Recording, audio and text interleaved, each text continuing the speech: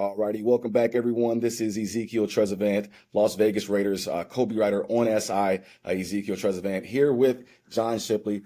Guys, obviously it is Jaguars week 9. Raiders coming back out of the bye week, so everyone's refreshed, everybody's excited. That goes for the team, and that goes for really everybody that's covering the team, anybody that's attached to the team. Everybody's kind of ready to go. Obviously, game day here. John is as informed, if not more, with the Jaguars as we are obviously here with the Raiders side of things. So, John, thank you first and foremost for joining us. How's it going so far? Hey, thanks for having me on, brother.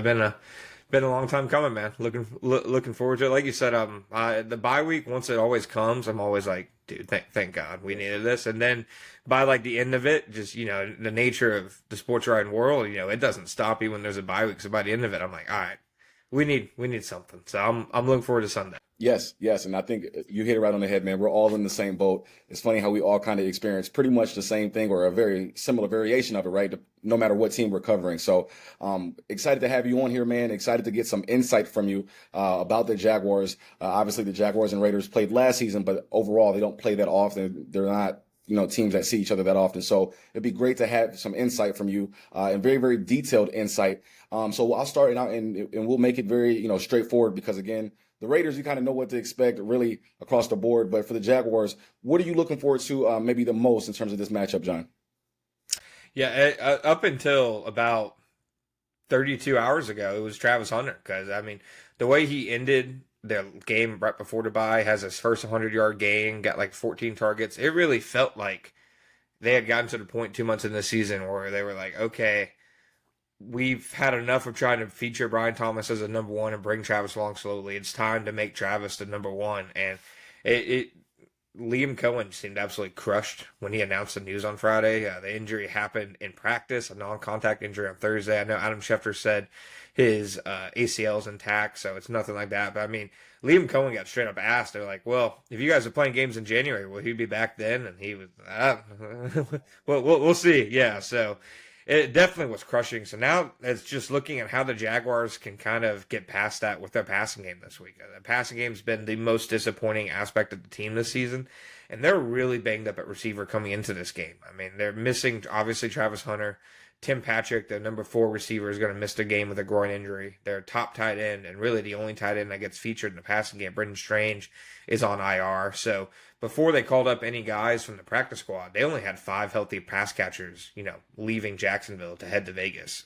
And by healthy, Brian Thomas Jr. and De'Ami Brown are both limited all week with non-contact jerseys. So it's a rough pass catching group right now. They've had a rough season. So seeing how they kind of attack the Raiders and if losing Travis Hunter and all the momentum he had, if that can just further deplete them, I think is the big thing I'm going to be looking for.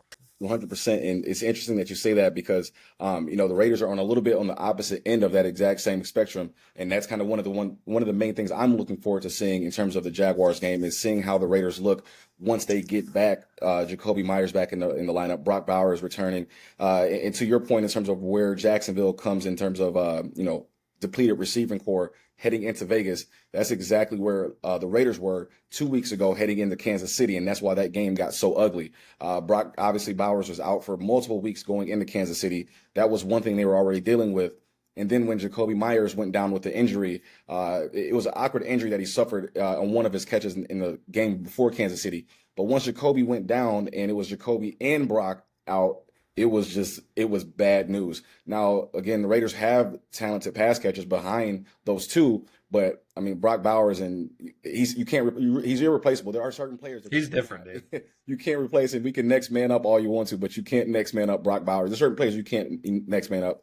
Brock Bowers is one of them. But when they missed Brock and Jacoby, that's when it got really bad. They couldn't do anything on offense, and it just made all their problems worse. So when Jacksonville comes in town, I'm interested to see if they still struggle with Jacoby back in the lineup, with Brock back in the lineup. They are still missing, and they're going to be missing Colton Miller, their left tackle. Colton is one of the top, and I always like to, I don't want to say, I like to be respectful, right? Because you never know all the people at any position around the league. So I always say top 10 left tackle for Colton Miller, and I think most people would agree. He's not coming back anytime soon, but the Raiders are getting back Brock and Jacoby. So I want to see if those struggles continue. If they do, then the injury I don't want to say it's an excuse, but for lack of better words, the injury excuse is kind of taken away. And that's a fine line too, if you don't mind me talking about that for a second, John. That's a fine line because you never want to say it's an excuse because if your best player's not out there, it's hard to win. And that's kind of where the Raiders are. So interesting that the both teams are kind of in a similar position. And if you think back last year when they kind of faced each other, they were in somewhat of a similar position as well, right?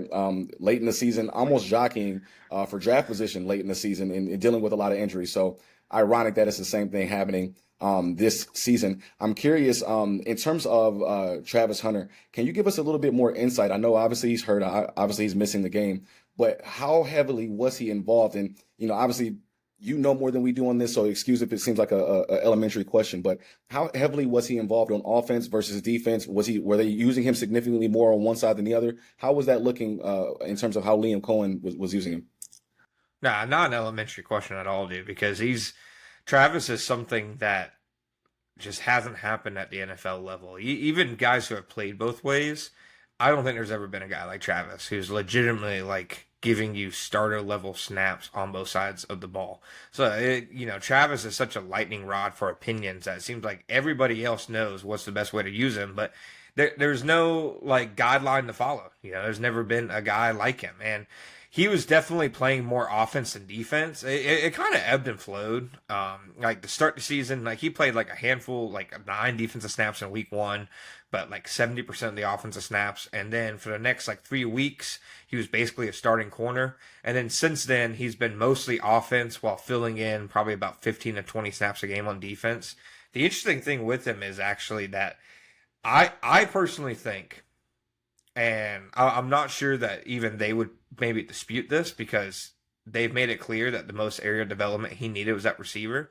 I personally think he's a better cornerback than he is as a wide receiver. And that's not me like downing him as a wide receiver because what he does after the catch is special. I mean, he's like second in the NFL in missed tackles force as a wide receiver. He has special ball skills, but as a corner, he just like he comes off the bench against the Los Angeles Rams. Played 12 defensive snaps all game.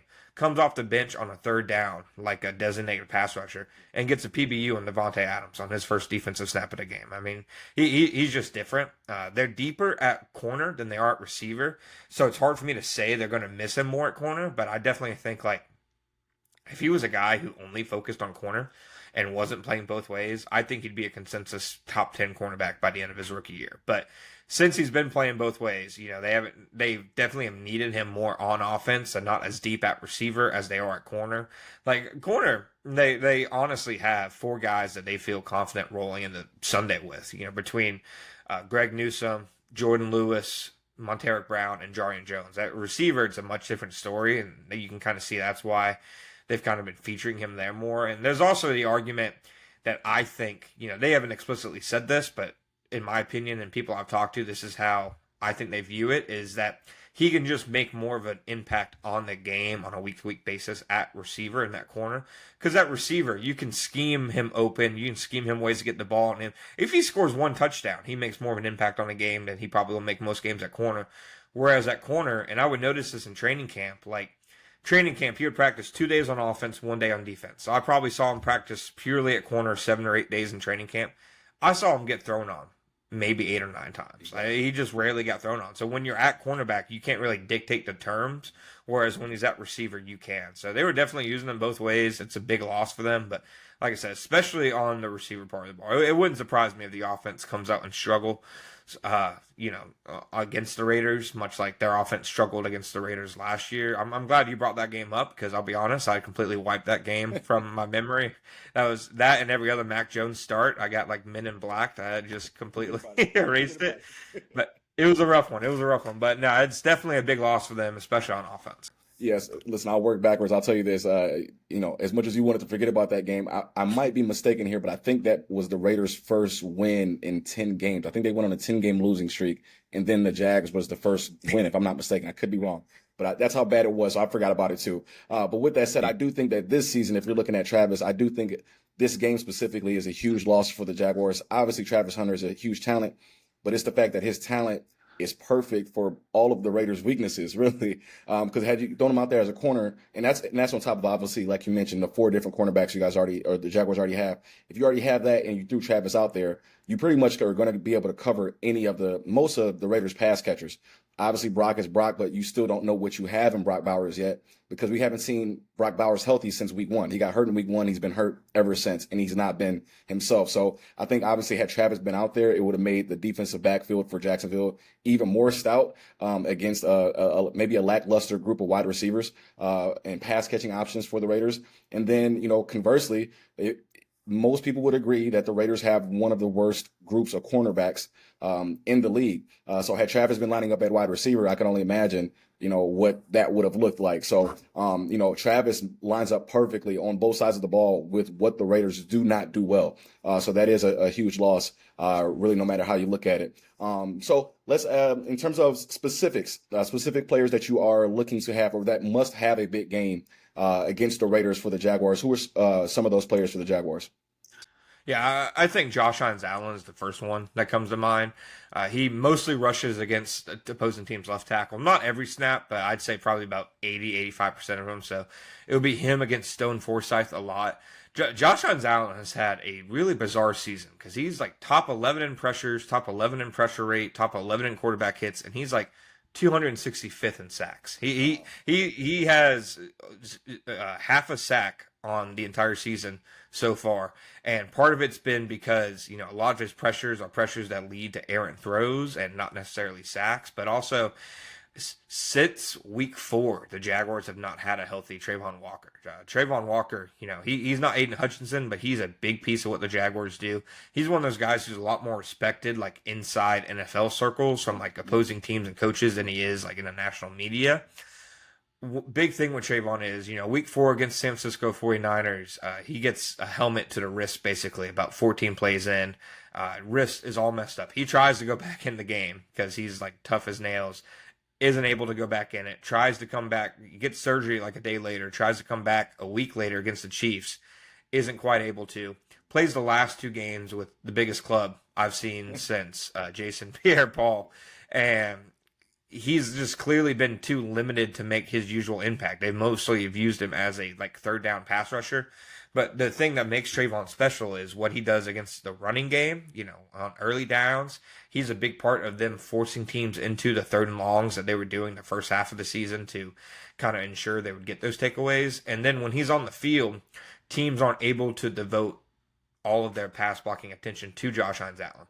When Trayvon has been limited over this past month, teams are just legitimately putting 4 to 6 hands on Josh Hines Allen every single play because he's the only guy on the Jaguars defensive front who's going to win a one-on-one right now, who's going to be consistently, like, you circle his name and say, this is the guy you have to stop. So Trayvon, I'm not sure if he'll be 100% this week, but I think that he'll be much closer than he was against the Rams a couple weeks ago.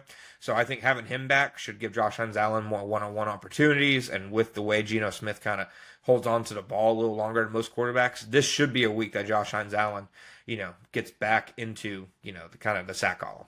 Well, and I'll feed off of that because again, this is the beauty of the matchups between these two teams is that they say styles make fights, and this is going to be one of those games and one of those fights, if you will. I'll give you the whole unit, the whole offensive line for the Raiders. I mean, no matter how bad you might think the opposing team's pass rush might be, it does not matter. Okay, I promise you, it does not matter. Okay, if you send enough people, if you pressure enough, long enough against this offensive line, I promise you, you can send some no-namers. If you send enough of them, you're probably going to get home. And to your point, that's why Geno's been holding on to the ball a little bit more over the last couple of games, more so than the first half of the season. So the reason I'm gonna use my words correctly here. The reason why he's holding on to the ball is because he was overcompensating at first. So if you go look at the first 3-4 games, he was like, hey man, the offensive line is not blocking because they weren't. Ash and Jinty couldn't run. They weren't blocking they weren't blocking for Geno. Pass catchers weren't getting open, so Geno started to overcompensate a little bit. Maybe throwing passes that weren't there, he was trying to force it. That's why his interceptions got up so high. Then he started hearing all the voices that come along with leading the NFL in interceptions, and he said, you know what, I'm going to start taking sacks before I start throwing interceptions. And that's what's been going on in terms of Geno's head. He's like, and that's what you're right. You hit it right on the head. There's times he's not even throwing the ball because he's worried about what's going to happen if he adds that interception total. However, if the offensive line blocks to the point where he can be confident in them, he overcompensates a little bit less. Geno's an overthinker, so you have to take away what he has to think about. If he has to worry about the offensive line and the running back and the wide receiver catching the ball, dropping the ball, lucky, unlucky, whatever it may be, Geno is going to start to mess up a little bit, actually a lot of it. So I would say the offensive line has to block. And as much as and there's a lot of accountability that comes with being the starting quarterback of any team, especially when you get paid big money. Even aside from the accountability that he needs to take and that I think he's taken, because a lot of it is on Geno, but it is the ultimate team game. And if you just go look at a lot of his interceptions, there are some things that are going on aside from Geno that are leading to those interceptions, in addition to the stuff that Geno's doing wrong. So I would just say the offensive line, they have to block. It does not matter who the opposing defensive team is. You can still get pressure on Geno. And at this point, it looks like even the smallest bit of pressure can make Geno make a big mistake. So it'll be interesting to see how that works. So, but yeah, with that said, as always, John, listen, it was a pleasure. Listen, thank you for giving us that insight on the Jaguars. I know we're going to be talking more, obviously, throughout the game because it's going to be a good one. Really, no matter who wins or loses, I feel like it's going to be a good game. And that's really all that we can ask for. I can tell you right now, if the Raiders win, I'm turning off my Twitter mentions. It is going to be Mayday here in Jacksonville, so I'll be looking for that one. I appreciate you, man. Yes, sir. Talk to you soon, man. Thank you again.